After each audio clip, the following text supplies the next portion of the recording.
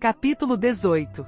Os 7 caminhos. Como se poderia esperar, muito pouco tem aparecido em nossa literatura a respeito dos 7 caminhos que se estendem diante do homem que alcançou a 5ª iniciação. Evidentemente é impossível, e também desnecessário, transmitir à nossa mente qualquer ideia sobre a importância destes caminhos, ou sobre as qualidades necessárias para segui-los. À medida que o tempo avançar e a raça atingir um grau maior de desenvolvimento, teremos condições para compreender mais. Entretanto, conforme a lei de economia, seria um esforço infrutífero dos instrutores da raça ao nos instruírem sobre as qualidades necessárias para o palmilhar dos 7 caminhos antes, ainda, de termos aprendido ou desenvolvido as qualidades requeridas para percorrer o caminho probatório, para não mencionarmos o caminho da iniciação. Um fato geral já conhecemos, isto é, que antes que esses caminhos possam ser palmilhados, o homem deve tornar-se um mestre da sabedoria. Ele deve ser um irmão da compaixão, e deve ser capaz de aplicar a lei através da inteligência e do amor.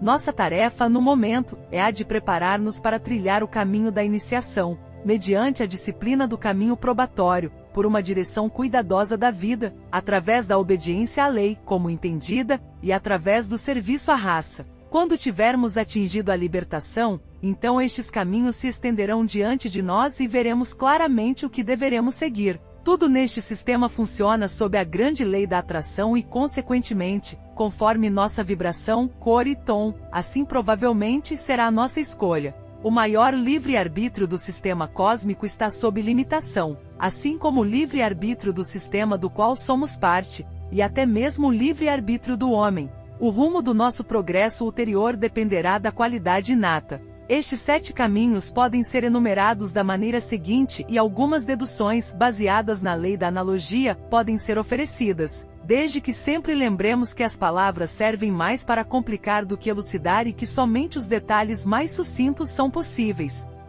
O caminho do serviço terreno. Este é o caminho que mantém o homem ligado à hierarquia que está empenhada no serviço ao nosso planeta e na ajuda à sua evolução. Compreende aqueles que trabalham sob a direção do Senhor do mundo nos 7 grupos em que nossos mestres da sabedoria estão divididos. Não são muitos os mestres autorizados a seguir esse caminho, como alguns dos outros, pois somente a um número determinado é permitido segui-lo, e assim levar adiante satisfatoriamente a evolução planetária. Muito mais é conhecido sobre este caminho do que sobre os demais, e mais será descoberto à medida que outros elementos da nossa humanidade se preparem para contatar a fraternidade. Seu campo de aplicação e seus métodos de trabalho tornar-se-ão finalmente conhecimento esotérico, e à medida que os 7 grupos forem reconhecidos, escolas de aperfeiçoamento para o preenchimento de cargos nestes grupos serão a sequência lógica. O caminho do trabalho magnético. Os que trabalham com o controle das forças ou com o magnetismo elétrico para o uso dos grandes seres em todos os planos, passam para este caminho. Eles controlam a energia elemental formadora, manipulando matéria de toda densidade e vibração. Grandes ondas de ideias e correntes de opinião pública que surgem em níveis astrais, assim como em níveis mais altos onde os grandes seres trabalham, são manipuladas por eles. Um grande número de pessoas do 5º raio, aqueles que têm o raio do conhecimento concreto como seu raio monádico, passam para esta linha de esforço. A qualidade inerente neste tipo de monada geralmente estabelece a linha de atividade. O karma do 5º raio é um dos fatores que produzem isso. Estas monadas trabalham com forrá, e têm que fazê-lo até o fim do Manvantara maior. Elas têm sua posição final no plano mental cósmico, mas a capacidade para o pensamento abstrato é ainda tão pouco desenvolvida, que é impossível alcançar a importância dessa expressão. O caminho de preparação para os logos planetários. Este caminho é percorrido por aqueles que se encarregarão do trabalho dos 7 logos planetários do sistema seguinte, bem como dos 49 logos subplanetários, assistentes seus e de algumas outras entidades que trabalham naquele departamento. Haverá 7 sistemas, embora somente nos ocupemos com os 3 sistemas maiores, dos quais o nosso atual sistema é o 2º maior sistema. Cada Shan de um ralo escolhe um certo número de iniciados da 6ª iniciação e os prepara especialmente para este trabalho. Uma aptidão especial de cor e som predispõe à escolha, e a habilidade de trabalhar com a psique, ou com os espíritos em evolução, indica um homem para este elevado cargo. Poderíamos dizer que os logos planetários são os psicólogos divinos e, consequentemente, na preparação para este cargo, a psicologia é a matéria básica, embora ainda seja uma psicologia inconcebível para nós. Cada logos planetário possui, em seu próprio planeta, escolas para o desenvolvimento de logos subordinados, e lá prepara-os para esta alta função, dando-lhes oportunidades para ampla experiência. Até os próprios logos evoluem, e seus lugares devem ser preenchidos. O caminho para Sírio. Muito pouco pode ser comunicado sobre este caminho, e o que se pode mencionar é somente sua estranha e íntima relação com as Pleiades, sendo impossível qualquer especulação mais profunda. A massa geral dos homens liberados segue este caminho, cujo panorama oferece esplêndidas possibilidades. As 7 estrelas das Pleiades são o objetivo dos 7 tipos, segundo sugere o livro de Jó, nas palavras: "Podes tu te submeteres à doce influência das Pleiades?" No mistério desta influência e no segredo do Sol Sírio estão ocultos os fatos de nossa evolução cósmica e, portanto, de nosso sistema solar. O caminho do raio.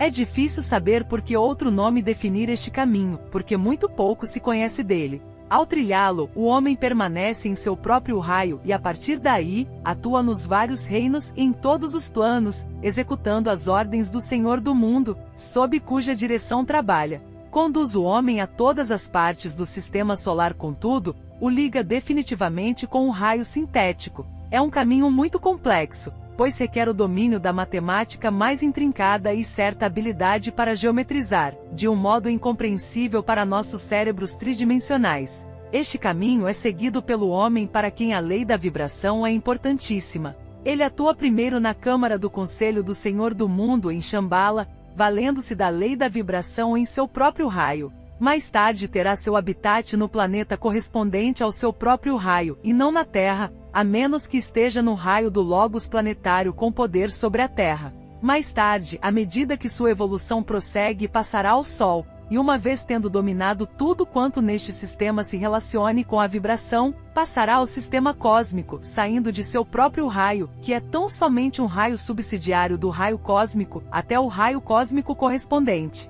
Assim como a evolução humana em nosso sistema solar quíntupla, também enumeramos acima os 5 caminhos principais dentre os quais os mestres devem escolher. Os 2 restantes podem ser abordados ainda com mais brevidade, porque pouquíssimos homens chegam ao aperfeiçoamento necessário para segui-los, e aqueles que os seguem saem de nosso sistema. Estes caminhos não conduzem a Sírio, como alguns dos outros. Notar-se-á que 4 grupos permanecem no sistema, passando finalmente em obscuras e distantes eras, para os planos cósmicos. Um grupo passará diretamente para Sírio e os grupos restantes passarão diretamente para os planos cósmicos, imediatamente após a iniciação, sem nenhum período de trabalho intermediário na Terra, no sistema ou em Sírio. Estes 2 últimos caminhos são: o caminho em que está o próprio Logos. Ter-se-á evidenciado para todos os estudantes de ocultismo que se dedicaram com atenção ao estudo dos processos do mundo à luz da lei da analogia, que o Logos nos planos cósmicos está expandindo a visão cósmica interna, assim como o homem, em seu grau bem menor, está almejando a mesma visão no sistema. Isto poderia ser chamado de desenvolvimento do terceiro olho cósmico.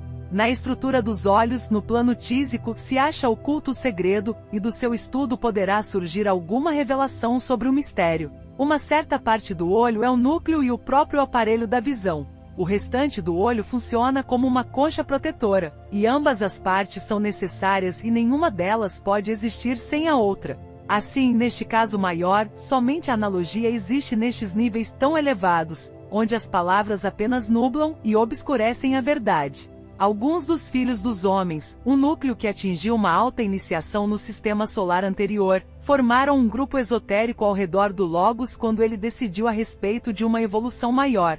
Em consequência, ele formou este sistema, conduzido por um desejo cósmico de encarnação.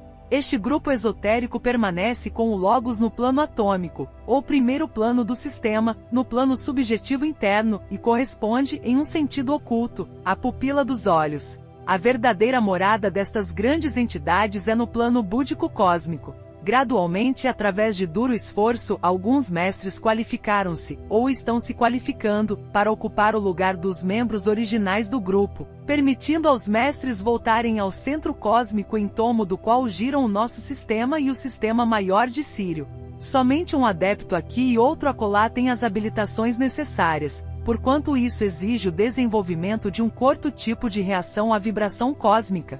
Significa uma especialização na visão interna e o desenvolvimento de um certo grau de visão cósmica. Os que passam para este caminho são mais da evolução dévica do que humana. Os seres humanos passam para ele por meio da evolução dévica, na qual é possível penetrar pela transferência ao quinto caminho, o caminho do raio. Neste caminho, as duas evoluções podem se fundir e a partir do quinto caminho, é possível penetrar no sexto, o caminho de absoluta filiação.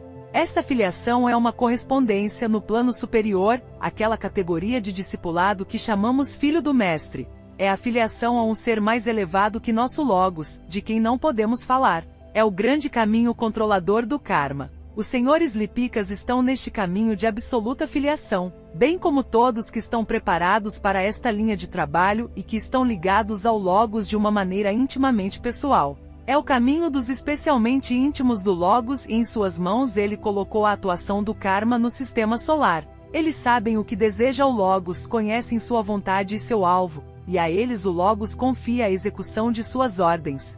Este grupo, associado com o Logos, forma um grupo especial relacionado com um Logos ainda mais elevado.